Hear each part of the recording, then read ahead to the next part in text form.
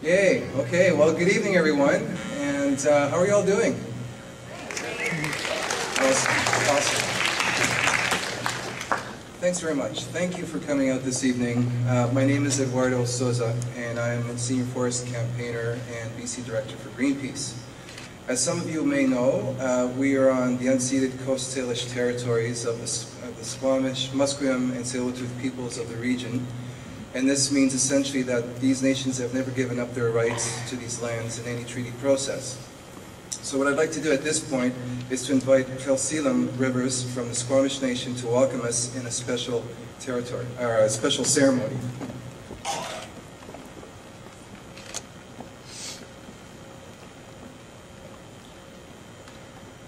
Tanoia Pantsukretos, eight Tewa Esnat, Quintame, ti Nanan Tasway, ti Tomeo, Iron Salt, Tanatlas Homish Os Nature. Nachan Hem eight Tiesnat, Quint Nature Main, Tomia. Not to qui Tomeo, eight qui Stomo. Tomeo Chit. Chalsilam Quiensna. Denachant Moston Ochomel. Aslahan Ochomel. Chinwat Seitzap, not Mekana Tot. Was Homish Ostamo, et Comenum, Amen. Hartlis Quawins, Quins Quachnomi up, etis Quail Titsits, etias not, Quins Quaquaistway, Equins, Equis Quachno Quatway, Equis Nuchneo Anchin Quinmantomi up. Christoquia and Transnation. Hartland Squawins. Yawan Wanauchan Squawins. Tanoia. Greenpeace, Forest Ethics. Quis Wilkes Tan. Quintame. Tiesnat. Unslink on Smolum Chuan. Tomia. Siam Slolum. As Hormish Off. Na to quit, na nam to quit shquen to quit see in sapelakt net an zepiok as apelakt na nam asko siam shqetmo it kawach equiso just almost a tomato. Na tema tight, tomat puts it for that station. Shouldn't form on Tomia. Hello. I'm just kidding. I just wanted to share a few words in my language and introduce myself and also welcome you to the territory. A lot of people always ask me, how do you say welcome in your people's language? And we actually don't have a word for it, and we don't have a word for a lot of things that English seems to have words for. And I tell people it's mostly because we didn't talk about doing it, we just did it. So instead of having a word for welcoming people, we just welcome people. And there was a certain way that we did that when your canoes would arrive in our village, and we'd have somebody to greet you and help pull your canoe up and tie it up to shore or pack it onto shore. Well, the festivities or the work or the gathering that was about to begin would happen, and they would welcome you ashore, tell you to come inside, have a seat, and bring you some food. Because most often when our guests or our visitors are traveling and coming to visit us in our homes, in our villages, they traveled from a great distance by canoe. One of our late elders, her name was Lena Jacobs, and she lived to be 98 years old when she passed away about 7 years ago. And so she lived in this area in Vancouver at a time when there wasn't that many newcomers then, and and most of the ways that you traveled around this territory was by cedar dugout canoe. And when she was a young girl, she talked about traveling up towards Squamish, where her family was partially from, and she grew up down here in a village called Aslahan, where my grandmother was raised as well. And they would have these big potlatches, and thousands of people would come and travel from all over our territory, Squamish territory, but also our neighbors from Comatquim or from the island, from Cowichan, and people even from Comox or the Thompson Rivers, Stolo, down to the States. And people would travel, and they would take days to travel for these big potlatches, and when they would arrive, they would call them ashore, bring them inside, feed them a meal, and welcome them. And people would stay for weeks to celebrate. And often this happened around this time of the year, a little bit earlier than this, when most of the harvesting that was done during the summer months coinciding with the seasons. So when the berries were out, your people were out on the mountains picking the berries. When the salmon were coming, you were out in the rivers harvesting and smoking the salmon. When the game was ready to be hunted, that you'd be hunting your wild meats. And so after a whole season of harvesting, you would then have a surplus of food and gifts to share with your friends and relatives. And so this was around the time when people would start to prepare for the long winter and share what had been harvested with everybody that had come to visit. So that's a long way of saying, we don't have a word for welcome in my language, so I apologize for that. I'm just kidding.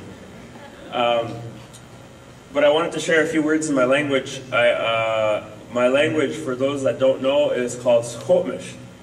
And Squamish is a traditional way, a historical way of pronouncing Squamish. Squamish being a more recent and modern or English way of saying the name of my people. And the name of my people comes from this land. The work that I do in my day-to-day lives is the effort to revitalize not just my language, but as many indigenous languages as I can. And so I'm very honored to have this opportunity to share a little bit of my language with you, because I think it's extremely important that people from Vancouver have a chance to hear the language that comes from this land. The language that has been spoken in these parts for thousands of years. And that if you think about yourself as being situated in a certain place and time, you're inhabiting and living and working and playing in a region of the world that has had a culture and civilization exist here for thousands of years. And most people have never heard the language that comes from this land. And so if you think of yourself as traveling to another country or a place in the world, one of the first things you'll encounter is the language of that place, the language of that country. But most people, the 5 million people that live in Vancouver, or the many millions of people that travel here every year, never actually get to hear the sounds and the words of the language from this territory. So I wanted to welcome you in my language and explain a little bit about why I'm here and what I hope to do for you tonight, and welcome you to the territory of not just my people, not just the Squamish people, but the shared territories of my people of Squamish.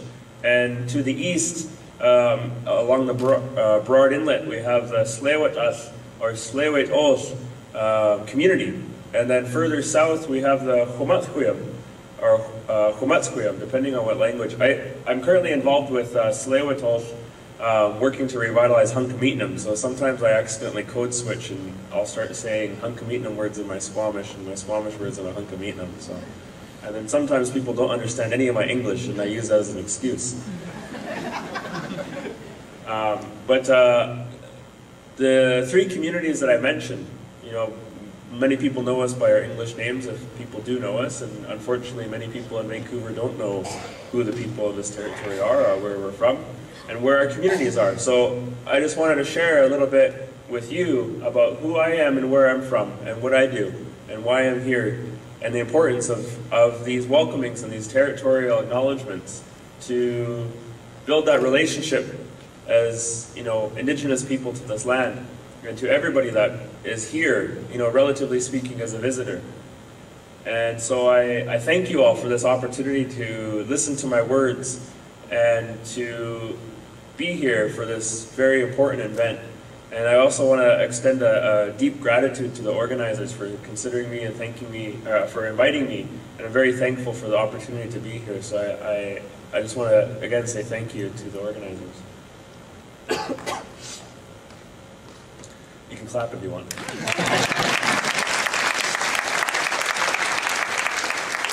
I'd like to share a song that we sing as a welcome song. And the song was given to my great-great-great-grandfather. His name was Sapluk. And Sapluk became known to the whites at the time as Highest Joe. And Sapluk was a very famous orator and speaker amongst our people. He became fluent in English and was one of the first people to do so, but not just in English, but in our languages as well. He was very gifted with his words and the way that he could move people with his communication. And so he was selected as one of our representatives, our leaders, to travel to England in 1906 with a delegation of hereditary leaders to, in an attempt to meet with the king regarding the question of Indian title, which was what it was called at the time, and the existence of our people as it was being threatened by, at the time, British colony policies in Canada. And so in 1906 he traveled to England, and when he was, before he departed, he was given 3 things from our people. And in the non-native culture they may not seem like important or valuable items or artifacts or whatever you want to call them to be given, but in our culture they were of a huge significant importance. And so he was given a mountain goat wool blanket similar to the type of style that I'm currently wearing. We wear these for protection. And he was also given a name, a very famous name that belonged to one of our other ancestors.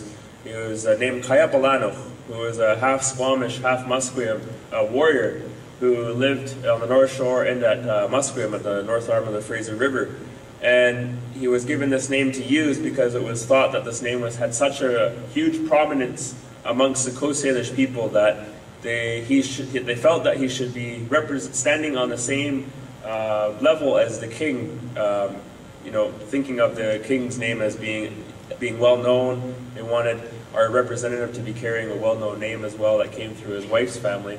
And then he was given this song, and this song was an honor song that came from one of our villages further up the Squamish River. And so I want to share this song with you all tonight to welcome you to this territory, and again thank the organizers for inviting me here. Salamat Quetzal.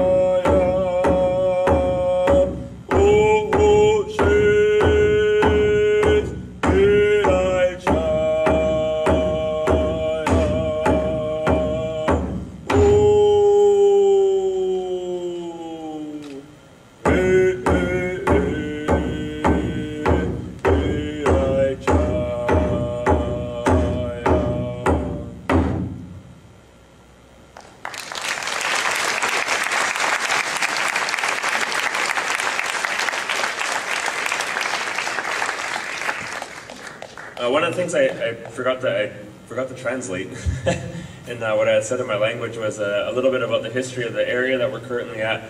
And so I mentioned that this territory we call it shared territories between the three communities that live here. And I kind of explained to people that it's like being asked if anybody that has siblings. Imagine if you had two brothers or two sisters, and somebody came to you and asked you, so what part of the house do you own? And you said, well, I use the kitchen, and I use the living room, and I use my room.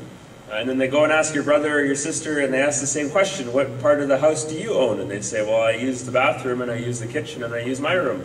And they go and ask the third sibling in the same type of response. They use their room, and they use the kitchen, they use the bathroom, and they use the living room. And then the person goes away and is really confused because they want to know which part of the house you own. And there has to be a definable boundary, and there has to be a fence somewhere to show who owns what, because those people can't own the same thing.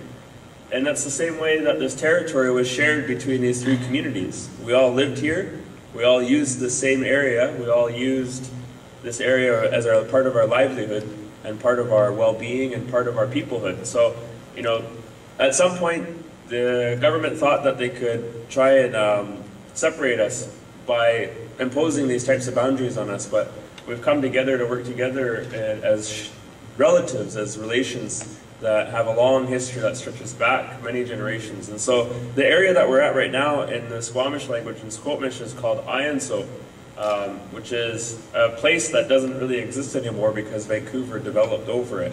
For many that people don't realize is that the False Creek is currently 50% smaller than the original size it was before contact.